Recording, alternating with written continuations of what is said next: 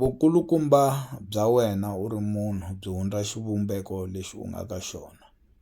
I nhlokomhaka ya hina, ndza mi xeweta. U twa Vatsonga va ku a hi hlanganiseni mianakanyo.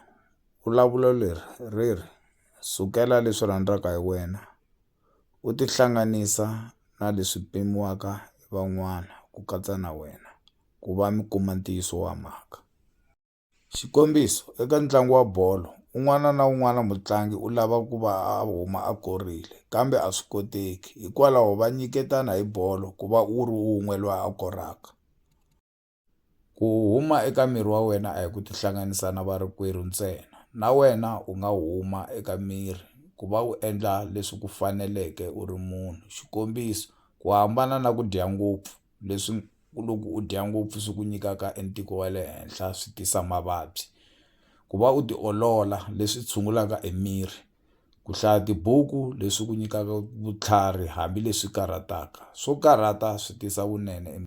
Munhu loko a ri na ripfalo u voyamela ka xiyenge xa nyama xa nhlonge hikwalaho u na swihoxo swo tala, u va na ku tsandzeka. Kambe munhu loko a kwate kahle u huma ka xiyenge xa nyama a nghena ka moya, hikwalaho a ku tsandzeka a ku tali ku va kona.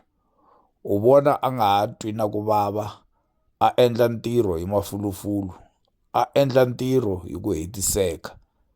Hikwalaho swi tivi, u nga huma eka nyama hikuva u susa mianakanyo ya wena eka yona hikwalaho u kota ku humelela. Ka swiyenge leswi landzelaka hi ta languta ka sayense loko yi ta ku hlamusela leswaku u na munhu wa vumbirhi loyi u nga yaku eka yena ku tirhisana na yena ku va u endla ntirho hi ku hetiseka. Hi ta nghena ka mavonelo ya quantum physics.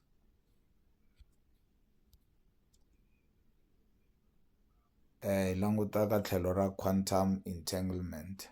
Hi xinghezi swi tsariwe hi ndlela yeleyo. Hi ta languta ka vuhundzuluxi ku ya eka ririmi ra Xitsonga ku swi vekisiwe ku yini. Hi ta hlaya laha hi nga angarheta kona. Ku hlangana ka quantum i xiendlakalo xa xiviri lexi humelelaka loko ntlawa wa swiphemuphemu wu tumbuluxiwa, wu tirhisana kumbe ku avelana. Hi ndlela leyi xiphemu xin'wana ni xin'wana xa ntlawa a xi nge hlamuseriwi hi ku tiyimela xoxe, ku katsa loko swiphemu swi hambanisiwile hi mpfhuka lowukulu. So hi marito man'wana, emiri wa wena wu huma eka vatswari enyama. Loko ri moya wa wena kumbe mianakanyo, ku vonakala ku huma eka loyi a nga le henhla, Yehovha. Loko u huma u siye emoya wun'wana, ku ya hi nhlamuselo leyi nga laha a yi vulavulangi hi moya, yi vulavule hi swiendlekalo.